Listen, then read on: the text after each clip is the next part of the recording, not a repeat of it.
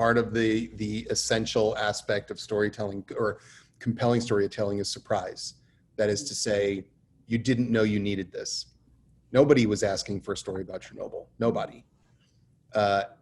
We, I think, best understand our current position when we are surprised by things from the past that mirror it so closely. We're talking obviously in kind of a crazy year.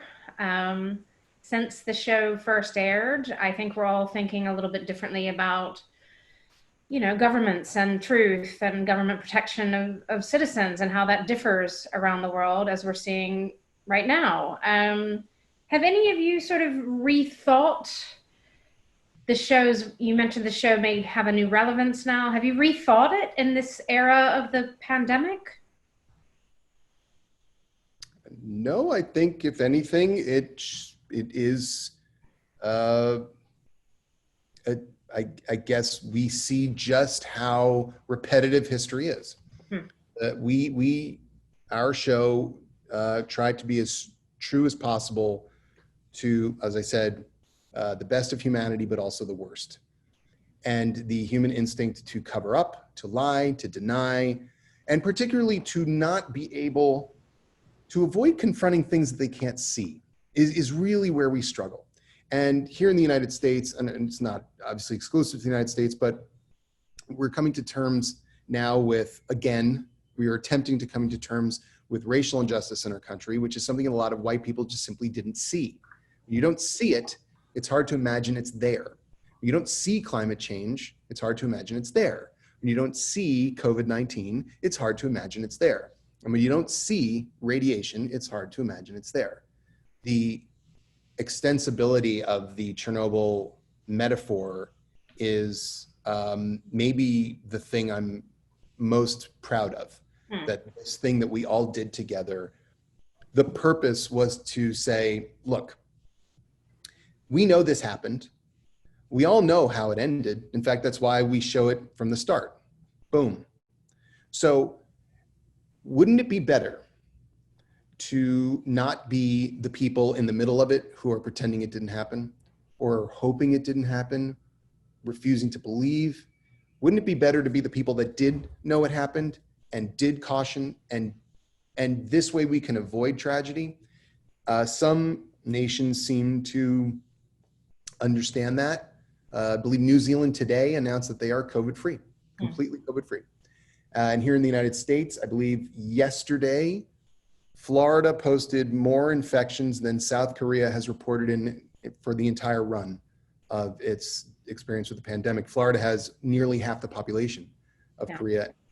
And that was the day they reopened Disney World, I believe. Yes. We've got some issues.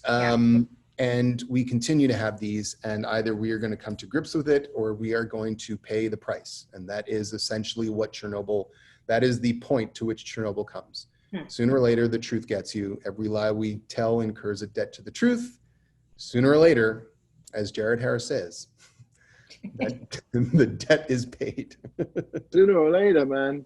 Sooner or later. Yeah, I mean, unfortunately, you know, the longer that reckoning happens, the more people die. Right. You know, so sooner is better than later. But I think the other thing that was instructive is how it doesn't matter what system of government you're under, whether it's totalitarian or, you know, democratic, the instinct of people in power, their first instinct is to protect themselves first. And then once they feel that they're safe, then deal with the problem. And of course, when something like this happens, which is so catastrophic, it's almost impossible for them to feel that they can protect themselves. So they're constantly scrambling after that mirage first before they turn and deal with the issue. So it just keeps getting worse and worse whilst they're not turning and facing it. I mean, I guess not a silver lining, it's a bit crass, but one thing I think we've all been realizing is the power of storytelling right now, while we've been locked in our homes, the power of TV in particular. And how are you thinking about the future of TV and the kinds of stories you want to tell that the world compels us to tell? Well, Jane makes most of the television in the world. So I'm kind of curious what she thinks. Yeah. Yeah. Yeah. Thanks, Craig. We don't do that alone, by the way. We have a nice team. I think it's dangerous to take too many lessons in terms of what the appetite for what people will want to watch in a year or two. It takes us a long time to make the things we make. Often, 2, 3, 4 years.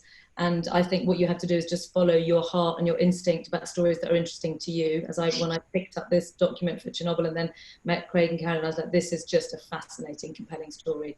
So we have to keep finding those. I think stories with purpose clearly have a place now, and maybe they didn't 4 or 5 years ago, and that's extremely exciting. And several of the things we're developing are, pieces that maybe have a little bit more to say, and writers who want to say something, and directors who want to really put something big and epic on the screen.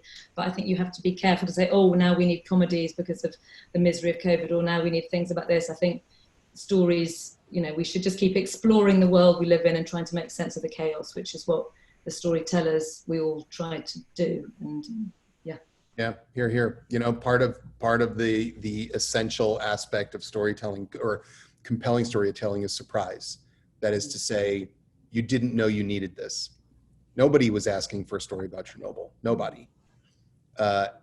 We, I think, best understand our current position when we are surprised by things from the past that mirror it so closely.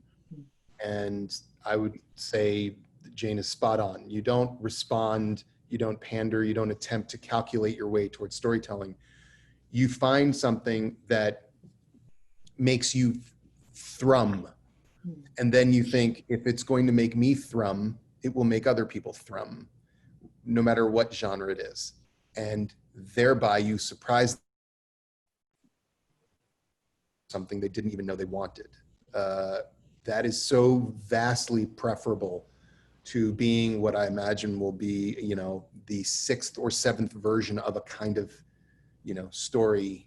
I can't imagine how many Donald Trump limited series there are going to be. I won't be writing any of them because I can't. It's just, much rather do something about Mussolini. I mean, that's how we learn, It's like, this is go backwards to learn forwards, I think is always preferable. Jared, what are you thinking about the TV of the near future and creativity at this time?